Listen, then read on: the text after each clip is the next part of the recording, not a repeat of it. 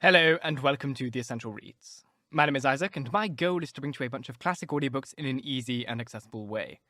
This is a Friday, so we are continuing with the short story The Island of Dr Moreau by H.G. Wells. We are on chapter 21, very nearly the end of the book, and my word, things are interesting, to say the least, on the island. The Island of Dr Moreau by H.G. Wells. Chapter 21. The Reversion of the Beast Folk.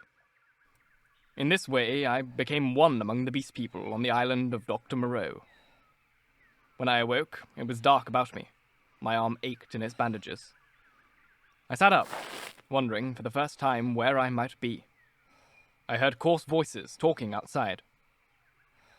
Then I saw my barricade had gone, and that the opening of the hut stood clear. My revolver was still in my hand. I heard something breathing, saw something crouched together close beside me. I held my breath, trying to see what it was. It began to move, slow, interminably. And then something soft and warm and moist passed across my hand. All my muscles contracted. I snatched my hand away. A cry of alarm began and was stifled in my throat. Then I just realized what had happened sufficiently to stay my fingers on the revolver. "Who is that?" I said in a hoarse whisper, the revolver still pointed. Master. "Who are you?"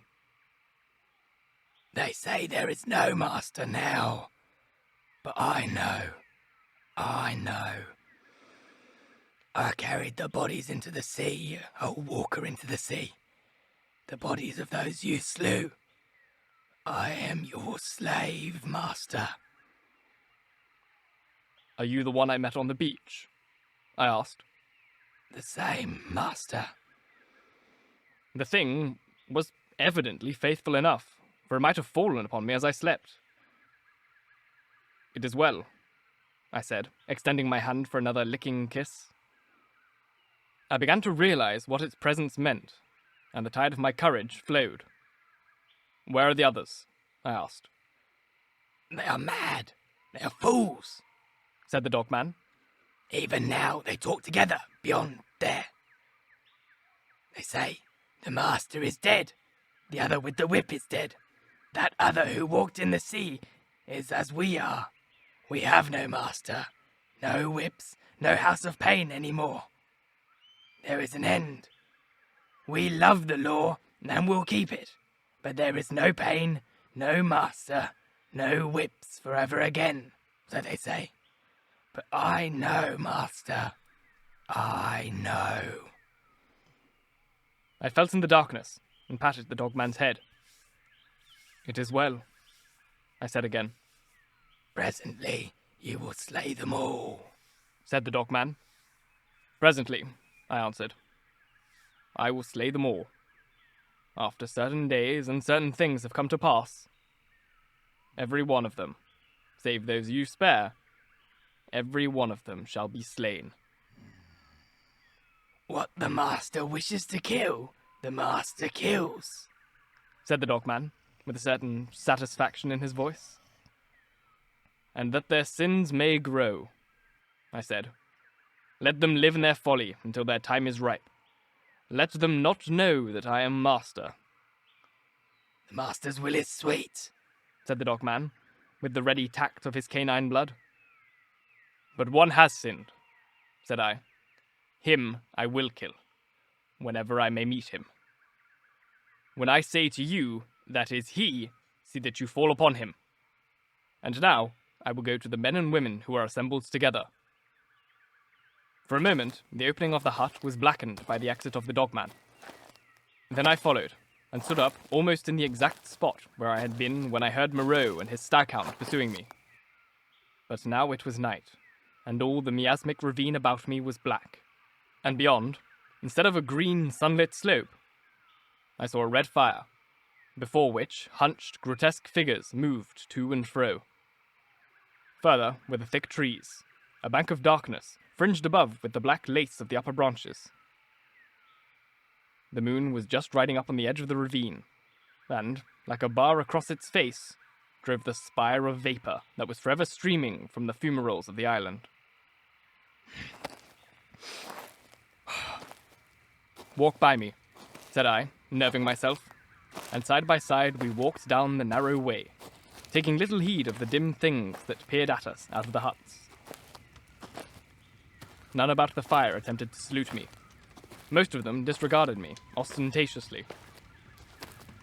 I looked round for the Hyena-Swine, but he was not there. Altogether, perhaps 20 of the beast folk squatted, staring into the fire, or talking to one another. "He is dead! He is dead! The master is dead!"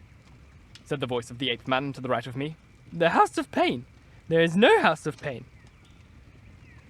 "He is not dead," said I, in a loud voice. "Even now he watches us." And this startled them. 20 pairs of eyes regarded me. "The House of Pain is gone," said I. "It will come again. The master you cannot see, yet even now he listens among you." "True, true," said the dogman. They were staggered at my assurance. An animal may be ferocious and cunning enough, but it takes a real man to tell a lie. "The ape man with the bandaged arm speaks a strange thing," said one of the beast folk. "I tell you, it is so," I said. "The master and the House of Pain will come again. Woe be to him who breaks the law." They looked curiously at one another. With an affectation of indifference, I began to chop idly at the ground in front of me with my hatchet. They looked, I noticed, at the deep cuts I made in the turf. Then the satyr raised a doubt. I answered him. Then one of the dappling things objected, and an animated discussion sprang up around the fire. Every moment, I began to feel more convinced of my present security. I talked now without the catching in my breath, due to the intensity of my excitement that had troubled me at first. In the course of about an hour, I had really convinced several of the beast folk of the truth of my assertions, and talked most of the others into a dubious state. I kept a sharp eye for my enemy, the Hyena-Swine, but he never appeared. Every now and then, a suspicious movement would startle me, but my confidence grew rapidly. Then, as the moon crept down from beyond the zenith, one by one the listeners began to yawn, showing the oddest teeth in the light of the sinking fire. At first one, then another retired towards the dens in the ravine, and I, dreading the silence and darkness, went with them, knowing I was safer with several of them than with one alone. In this manner began the longer part of my sojourn upon the island of Dr. Moreau. But from that night until the end came, there was but one thing that happened to tell, save a series of innumerable small unpleasant details, and the fretting of an incessant uneasiness. So that I prefer to make no chronicle for that gap of time, to tell only one cardinal incident of the 10 months I spent as an intimate of these half-humanized brutes.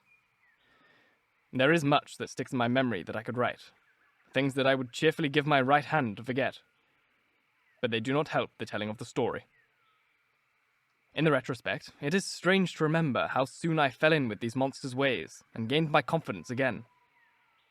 I had my quarrels with them, of course, and could show some of their teeth marks still, but they soon gained a wholesome respect for my trick of throwing stones, and for the bite of my hatchet. And my St. Bernard man's loyalty was of infinite service to me.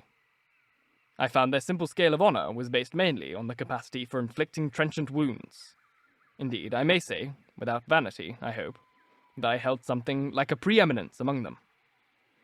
One or two, whom in a rare access of high spirits I had scarred rather badly, bore me a grudge, but it vented itself chiefly behind my back, and at a safe distance from my missiles in grimaces. The Hyena-Swine avoided me, and I was always on alert for him. My inseparable dogman hated and dreaded him intensely. I really believe that was the root of the brute's attachment to me. It was soon evident to me that the former monster had tasted blood, and gone the way of the leopard man. He formed a lair somewhere in the forest and became solitary. Once I tried to induce the beast folk to hunt him, but I lacked the authority to make them cooperate for one end. Again and again I tried to approach his den and come upon him unawares, but always he was too acute for me, and saw or winded me and got away. He too made every forest pathway dangerous to me and my ally with his lurking ambuscades. The dogman scarcely dared to leave my side. In the first month or so, the beast folk, compared with their latter condition, were human enough, and for one or two beside my canine friend, I even conceived a friendly tolerance. The little pink sloth creature displayed an odd affection for me, and took to following me about. The monkey man bored me. However, he assumed on the strength of his 5 digits that he was my equal, and was forever jabbering at me. Jabbering the most arrant nonsense. One thing about him entertained me a little. He had a fantastic trick of coining new words. He had an idea, I believe, that to gabble about names that meant nothing was the proper use of speech. He called it big things, and distinguished it from little things, the sane everyday interests of life. If ever I made a remark he did not understand, he would praise it very much, ask me to say it again, learn it by heart, and go off repeating it, with a word wrong here or there to all the milder of the beast people. He thought nothing of what was plain and comprehensible. I invented some very curious big things for his especial use. I think now he was the silliest creature I ever met. He had developed, in the most wonderful way, the distinctive silliness of man, without losing one jot of the natural folly of a monkey. This, I say, was in the earlier weeks of my solitude among these brutes. During that time, they respected the usage established by the law, and behaved with general decorum. Once I found another rabbit torn to pieces, by the Hyena-Swine, I am assured, but that was all. It was about May when I first distinctly perceived a growing difference in their speech and carriage, a growing coarseness of articulation, a growing disinclination to talk. My monkey man's jabber multiplied in volume, but grew less and less comprehensible, more and more simian. Some of the others seemed altogether slipping their hold upon speech, though they still understood what I said to them at that time. Can you imagine language, once clear-cut and exact, softening and guttening, losing its shape and import, becoming mere limps of sound again? And they walked erect with increasing difficulty, though they evidently felt ashamed of themselves. Every now and then I would come upon one or another, running on toes and fingertips, and quite unable to recover the vertical attitude. They held things more clumsily, drinking by suction, feeding by gnawing, grew commoner every day. I realized, more keenly than ever, what Moreau had told me about the stubborn beast flesh. They were reverting, and reverting very rapidly. Some of them, the pioneers in this, I noticed with some surprise, were all females, began to disregard the injunction of decency, deliberately for the most part. Others even attempted public outrages upon the institution of monogamy. The tradition of the law was clearly losing its force. I cannot pursue this disagreeable subject. My dogman, imperceptibly, slipped back to the dog again. Day by day he became dumb, quadrupedal, hairy. I scarcely noticed the transition from the companion on my right hand to the lurching dog at my side. As the carelessness and disorganization increased from day to day, the lane of dwelling places, at no time very sweet, became so loathsome that I left it, and going across the island, made myself a hovel of boughs amid the black ruins of Moreau's enclosure. Some memory of pain, I found, still made that place the safest from the beast folk. It would be impossible to detail every step of the lapsing of these monsters, to tell how, day by day, the human semblance left them, how they gave up bandagings and wrappings, abandoned, at last, every stitch of clothing, how their hair began to spread over the exposed limbs, how their foreheads fell away and their faces projected, how the quasi-human intimacy I had permitted myself with some of them in the first month of my loneliness became a shuddering horror to recall. The change was slow and inevitable. For them, and for me, it came without any definite shock. I still went among them in safety, because no jolt in the downward glide had released the increasing charge of explosive animalism that ousted the human day by day. But I began to fear that soon now, that shock must come. My St. Bernard brute followed me to the enclosure every night, and his vigilance enabled me to sleep at times in something like peace. The little pink sloth thing became shy and left me, to crawl back into its natural life once more among the tree branches. We were in just the state of equilibrium that would remain in one of those happy family cages which animal tamers exhibit, if the tamers were to leave it forever. Of course, these creatures did not decline into such a beast as the reader has seen in zoological gardens, into ordinary bears, wolves, tigers, oxen, swine, and apes. There was still something strange about each. In each, Moreau had blended this animal with that. One, perhaps, was ursine chiefly, another feline chiefly, another bovine chiefly, but each was tainted with other creatures, a kind of generalized animalism appearing through the specific dispositions.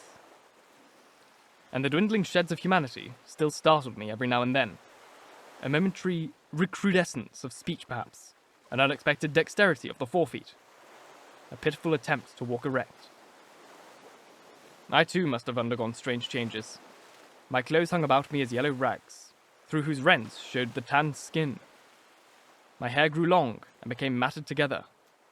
I am told that even now my eyes have a strange brightness, a swift alertness of movement.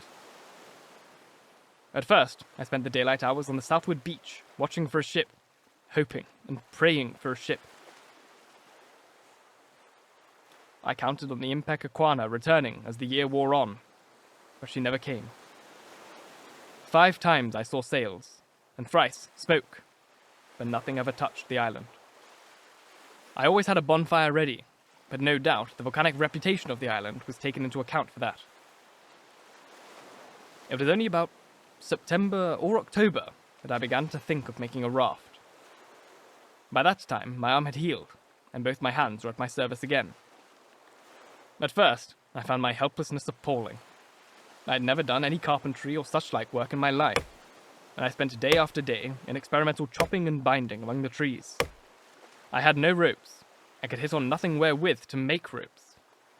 None of the abundant creepers seemed limber or strong enough, and with all my litter of scientific education, I could not devise any way of making them so. So I spent more than a fortnight grubbing among the black ruins of the enclosure, and on the beach where the boats had been burnt, looking for nails and other stray pieces of metal that might prove of service. Now and then, some beast creature would watch me, and go leaping off when I called to it. There came a season of thunderstorms, with heavy rain which greatly retarded my work. But at last, the raft was completed. I was delighted with it, but with a certain lack of practical sense which had always been my bane, I had made it a mile or more from the sea, and before I had dragged it down to the beach, the thing had fallen to pieces. Perhaps it is well that I was saved from launching it, but at the time, my misery at my failure was so acute that for some days I simply moped on the beach and stared at the water and thought of death. I did not, however, mean to die, and an incident occurred that warned me unmistakably of the folly of letting the days pass so. For each fresh day was fraught with increasing danger from the beast people. I was lying in the shade of the enclosure wall, staring out to sea, when I was startled by something cold touching the skin of my heel. And starting round, I found the little pink sloth creature blinking into my face. He had long since lost speech and active movement, and the lank hair of the little brute grew thicker every day, and his stumpy claws more askew. He made a little moaning noise when he saw he had attracted my attention, went a little way towards the bushes, and looked back at me. At first I did not understand, but presently it occurred to me that he wished me to follow him. And this I did at last, slowly, for the day was hot. When we reached the trees, he clambered into them, for he could travel better among their swinging creepers than on the ground. And suddenly, in a trampled space, I came upon a ghastly group. My St. Bernard creature lay on the ground, dead, and near his body crouched the Hyena-Swine, gripping the quivering flesh with its misshapen claws, gnawing at it and snarling with delight. As I approached, the monster lifted its glaring eyes to mine. Its lips went trembling back from its red-stained teeth, and it growled menacingly. It was not afraid, and not ashamed. The last vestige of the human taint had vanished. I advanced a step farther, stopped, and pulled out my revolver. And at last I had him face to face. The brute made no signs of retreat, but its ears went back, its hair bristled, and its body crouched together. I aimed between the eyes and fired. As I did so, the thing rose straight at me in a leap, and I was knocked over like a 9-pin. It clutched at me with its crippled hand and struck me in the face. Its spring carried it over me. I fell under the hind part of its body, but luckily I had hit as I meant, and it had died even as it leapt. I crawled out from under its unclean weight and stood up, trembling, staring at its quivering body. That danger at least was over, but this, I knew, was only the first of a series of relapses that must come. I burnt both the bodies on a pyre of brushwood, but after that, I saw that unless I left the island, my death was only a question of time. The Beast People, by that time, had, with one or two exceptions, left the ravine and made themselves lairs according to their taste among the thickets of the island. Few prowled by day, most of them slept, and the island might have seemed deserted to a newcomer. But at night the air was hideous with their calls and howling. I had half a mind to make a massacre of them, to build traps, or to fight them with my knife. Had I possessed sufficient cartridges, I should not have hesitated to begin the killing. There could now be scarcely a score left of the dangerous carnivores. The braver of these were already dead. After the death of this poor dog of mine, my last friend, I too adopted some of the extent of the practice of slumbering in the daytime in order to be on my guard at night. I rebuilt my den in the walls of the enclosure, with such a narrow opening that anything attempting to enter it must necessarily make considerable noise. The creatures had lost the art of fire, too, and recovered their fear of it. I turned once more, almost passionately now, to hammering together stakes and branches to form a raft for my escape. I found 1,000 difficulties. I am an extremely unhandy man. My schooling was over before the days of Slod. But most of the requirements of a raft I met at last in some clumsy, circuitous way or another, and this time I took care of the strength. The only insurmountable obstacle was that I had no vessel to contain the water I should need if I floated forth upon these untravelled seas. I would have even tried pottery, but this island contained no clay. I used to go moping about the island, trying with all my might to solve this one last difficulty. Sometimes I would give way to wild bursts of rage, and hack and splinter some unlucky tree in my intolerable vexation. But I could think of nothing. And then came a day. A wonderful day which I spent in ecstasy. I saw a sail to the southwest. A small sail, like that of a little schooner. And forthwith, I lit a great pile of brushwood, and stood by it, in the heat of it, and the heat of the midday sun, watching. All day I watched that sail, eating or drinking nothing, so that my head reeled, as the beasts came and glared at me, and seemed to wonder, and went away. It was still distant when night came and swallowed it up, and all night I toiled to keep my blaze bright and high, and the eyes of the beasts shone out of the darkness, marvelling. In the dawn, the sail was nearer, and I saw it. It was the dirty lug sail of a small boat. But it sailed strangely. My eyes were weary with watching, and I peered and could not believe them. 2 men were in the boat, sitting low down, one by the bows, the other at the rudder. The head was not kept to the wind. It yawned, and fell away. As the day grew brighter, I began waving the last rag of my jacket to them, but they did not notice and sat still, facing each other. I went to the lowest point of the low headland and gesticulated and shouted. There was no response, and the boat kept on her aimless course, making slowly, very slowly for the bay. Suddenly, a great white bird flew out of the boat, and neither of the men stirred nor noticed it. It circled round, and then came sweeping overhead with its strong wings outspread. Then I stopped shouting, and sat down on the headland, and rested my chin on my hands and stared. Slowly, slowly, the boat drove past towards the west. I would have swum out to it, but something, a cold, vague fear kept me back. In the afternoon, the tide stranded the boat, and left it 100 yards or so to the westward of the ruins of the enclosure. The men in it were dead. Had been dead so long they fell to pieces when I tilted the boat on its side and dragged them out. One had a shock of red hair like the captain of the Impeka, and a dirty white cap lay in the bottom of the boat. As I stood beside the boat, 3 of the beasts came slinking out of the bushes and sniffing towards me. One of my spasms of disgust came upon me. I thrust the little boat down the beach and clambered aboard her. 2 of the brutes were wolf beasts and came forward with quivering nostrils and glittering eyes. The third was the horrible nondescript of bear and bull. When I saw them approaching those wretched remains, heard them snarling at one another, and caught the gleam of their teeth, a frantic horror succeeded my repulsion. I turned my back upon them, struck the lug, and began paddling out to sea. I could not bring myself to look behind me.